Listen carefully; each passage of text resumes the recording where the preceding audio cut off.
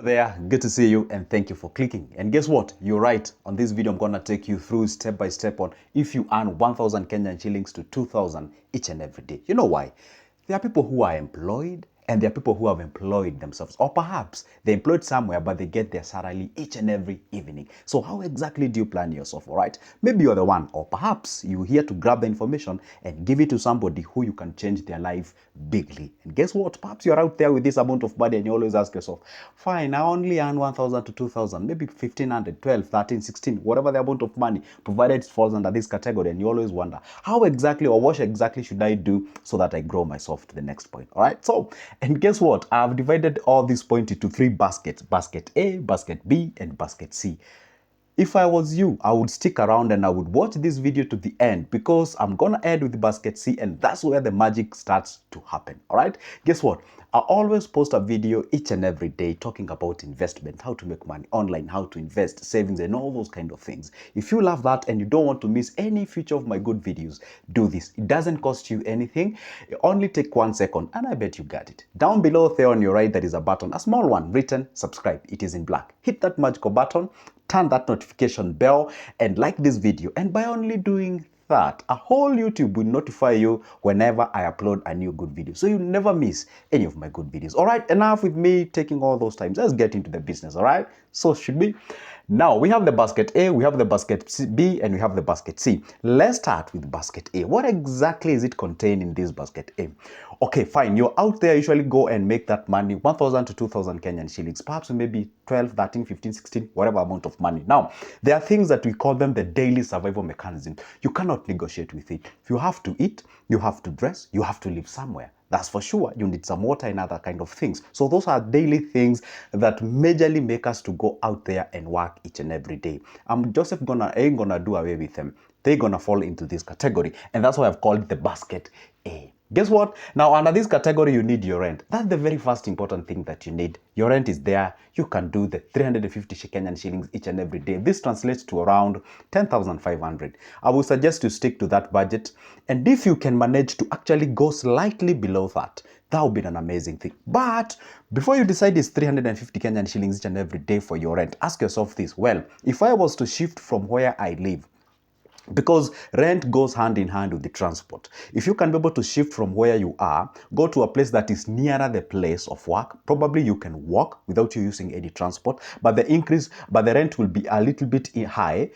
And that higher actually saves you more than if you're paying a cheaper house and then also paying for the rent, or rather for the transport. That is how we do our mathematics. I bet I'm making sense on that, all right? The other thing is food. Of course, say you have a family, or if you don't have a family, you have to eat at the end of the day. How about you set around 450 Kenyan shillings at the end of the day? But if you're single, or if you have one kid, I don't think you're going to consume all this amount of money. This is quite high. I just assumed you have kids, or you have a kid or kids out there, and you're going to set aside this amount of money for the purposes of your food and other kind of things in your house. All right, if I was you and I'm not married, or if I'm married and I have one kid and another one stomach, basically like we have 2-3 stomachs in my house, wow, I'm gonna talk of 300, not 450 Kenyan chicks. But I did say this because you people usually try to crush me on the comment section, telling me, hey, I don't think 400 and 300 is enough or whatever. But anyway, this is where I have the amount. So if you can squeeze this one down, that's the best. The other one is about electricity. I'm trying to make it like a daily average consumption or something of sort. You can take what you could usually pay per month, maybe it's 1,000 bob or 1,500. You divide it into each and every day, maybe gives you like 50 Kenyan shillings. The same case applies to water. That bit that you usually get at the end of the month, try to divide it daily, so that you can be able to tell yourself how much you do consume. So the problem that people make is that if you ask them how much goes for the electricity, they don't know. How much goes for the water, you don't know. You better understand the numbers. You better understand exactly what goes towards what and where and when. Because if you do exactly that, then it's gonna be a bit easier for you. Now, guess what? Achieving the basket A is not a magic. It's not a big deal. Yeah, I know sometimes it may be hard if you do not have a job, but you're talking of a case where you're earning this amount of money. So even the idiot of the highest level can actually achieve this, a lot of these things. So you cannot brag in front of people and tell them, hey, I'm eating, I'm dressing, and I'm paying my rent. See, that's nothing to brag of, okay? It's kind of an average thing that people do out there. As we move towards basket B and C, that's where the things start starts to change. And that's where now you start to realize, wow, I think now life, you have to view it on a different perspective. Now, that was basket A. Basket A falls under what we call the must-have things, things that you cannot negotiate with, and you have to have them. If you go now to basket B, under this basket B, of course, you see can have entitled it as entertainment. And you may wonder, why am I saying that clothing is entertainment? Absolutely, it is. It is an entertainment. You see, having yourself a very nice clothing, it is an entertainment. So the point is, on this basket B, is we do things that makes us happy. By the way, let me tell you one secret. Eating and drinking and paying your rent and paying electricity do not make people happy. What makes people happy is when they go to a vacation, when they buy themselves a clothes, when maybe they go out there and buy themselves some expensive coffees and what have you. That's the things that makes them happy, because they tend to mean or understand that, hey, you know what? If I have a capability of doing exactly that, then I can consider myself rich. Hardly will ever see people flashing off, trying to make it look like they are paying their rent. Have you ever seen somebody bragging that they have paid their rent, their last month rent? No, they don't do that, because that is expected. It's like an average thing. Have you ever seen people doing the average, buying food like they brag to people? No, they don't do that, unless they are buying something that's so flashy. That's the reality. So this basket B is where a lot of people are retained, or is where a lot of people, their chunk of money tend to go through. You find these people in this category is where people tend to feel like, hey, you know what? This is the basket that differentiates person A from person B. Basically, it is true, but guess what? You have to consider basket C first before you come to basket B. But a lot of people consider basket B, then basket C comes in. Some even people even disregard the basket C. Guess what? Anyway, let's stick to basket B. So when it comes to basket B, always stick to that what you understand that is really within the range of your approach. Now, under the basket B, we have the clothing, we have the vacations, we have those coffees, we have the black tax. Basically means you helping your siblings, your brothers, your sisters, your mothers, and what have you. So under this category basically means that you have to exactly understand what money goes towards you helping your parents, how much goes towards you helping your siblings and your neighbors and whatever, the church and all those kind of things. And I did put this like a wild figure there, like 10,000. It doesn't have to be monthly, it doesn't have to be daily, of course, doesn't fall under our categories. Of course, you can put this, maybe let's say after 3 months, you can set aside like 10K, go buy yourself some clothing, go buy yourself some things here and there. But I didn't say like you're supposed to go for a vacation after 3 months. Sometimes it can be after 1 year, it can be after 6 months. You have to budget for it. You have to make sure that you capture that information out there. By the way, I don't like really talking about the basket CB, about entertainment. What makes me happy is the basket A, the survival, the rent, the food, the electricity, the water. And then the basket C, because you can disregard the basket B. We usually come to basket B after achieving the basket C. And I know what? I remember I said something when I beginning this video.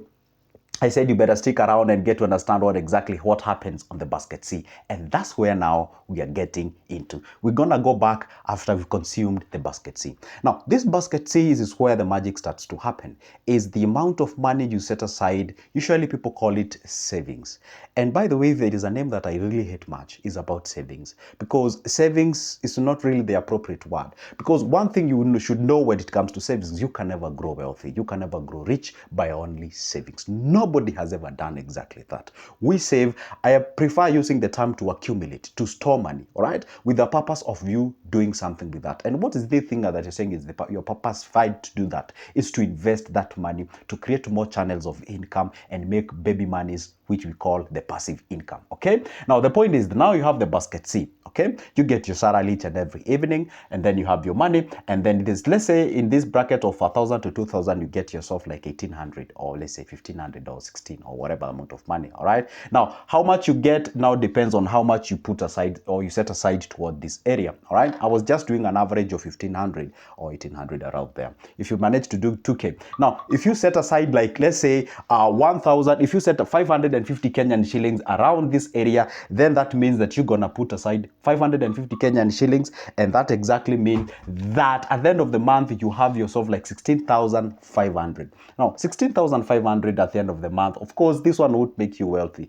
Like, okay, fine, it's not like an outrageous amount of money, and you ain't gonna do something that is out of ordinary. And this is where differentiates person A and person B. What exactly do I mean? When you set aside 550 Kenyan shillings at the end of the month, at the end of the day, you have yourself 16,500. Now, what do you do with 16,500? even if you set this amount of money for the next 40 years, that's the time you'll clock your 7 million. And I'm pretty sure you want to get that 7 million before the 40 years to come. Probably you are at 30. So I don't think really you're really looking forward into getting 7 million at the age of 70. Now, how do we cheat the matrix? How do we cheat the equation? How exactly do we cheat these things and actually emerge as a winner?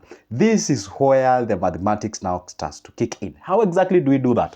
One thing you realize after getting this 16,500, you spread your whatever, you diversify your investment.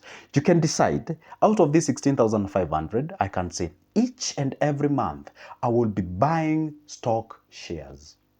When I say stock shares, I mean like the Nairobi Securities Exchange shares and what have you. You can buy shares of different companies out there. You can decide each and every month I'll be buying shares. I'll be accumulating in my portfolio shares worth 3,500 or 3,000, right? Number two, you can decide each and every month I'll be setting aside 2,500 towards me putting my money in a circle. And under that circle, you can decide one thing. That 2,500, you can set it aside towards buying circle shares. Number two, you can decide 1,500, you fix it towards what we call the fixed deposit, or another 2,500 you can set it aside towards the fixed deposit. Guess what it earns you once you do that in a circle share? Number one, on a fixed deposit you attract interest. On the circle shares you still attract interest close to 15, 14, 16, 17%, depends with the circle that you choose.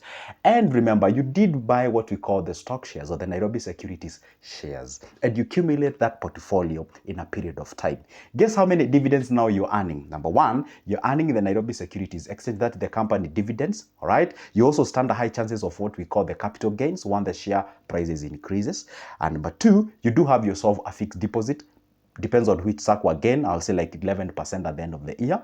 Number two, on the same circle now, you stand a chance of getting what we call the dividends from the same circle because you still own shares from that given circle. All right, and guess what happens? You still stand a chance of getting a loan from that specific circle. Say you don't even know anybody from that given circle, you can self-guarantee yourself. Say you've saved like, let's say 300k or 200k, you can guarantee yourself, you can get that equivalent amount of money, you go invest. Once you manage to actually pay back the money, then you still have your 200k under your savings. Right? Guess now how many source of income do you have? You have the daily income that you are getting to 1,000 to 2,000 each and every day. Number two, you have the securities, the stock shares that you bought from a given company. You earn dividends, and of course, you have a chances of actually selling those shares at a capital gain. But for now, I wouldn't really encourage that. And number three, you have the fixed deposit income from the circle shares. And number four rather, you have what we call the shares, the dividends from that given circle. And guess what? We've not exhausted our 16,500.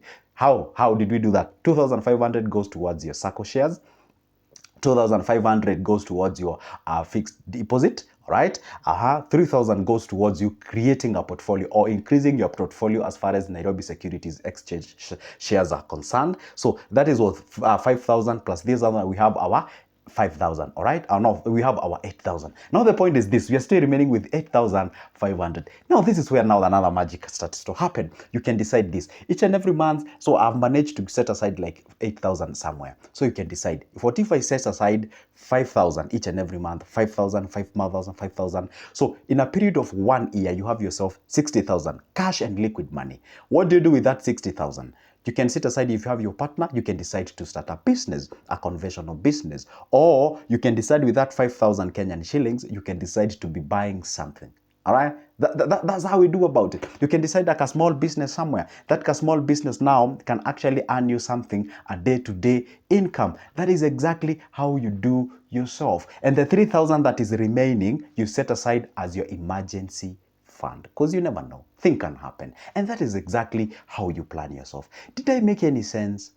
Did I make any sense, by the way? I said create as more investments as you can. You are on circles, you are on fixed deposit, you are on shares, or you can even decide each and every month I'll get my money into my money market fund, all right, with 1,000. Then you set aside your 2,000 each and every month as your emergency fund. Emergency fund is not for the purposes of investment. It's a money that you put aside in a liquid amount that can actually, you can access each and any time, any given time, and that money you can actually use it to grow yourself. It's as simple simple as that. And I wonder, why guys can't you do that? Why don't you go ahead and do exactly that? And that is exactly how you'll realize how we grow ourselves to the next level. Anyway, guess what? If you would like to get any started with shares, circles, stocks, and what have you, I have booklets for each. I have on stocks, I have on shares, I have on circles, anything you would like to get a copy. It's only 280 Kenyan shillings. Grab my number from the description of this specific video. Give me a call, and we can talk business, and from there we can get started. That is exactly how you grow yourself as you progress to the next level. Anyway guys, for now it's a goodbye, but don't forget to subscribe as well, like this video, comment down below, tell me what you think, and as well grab that number, give me a call. I offer those services pertaining to consultation for just a cup of coffee, or number two, I do offer those booklets about investment. For now, it's a goodbye. See ya.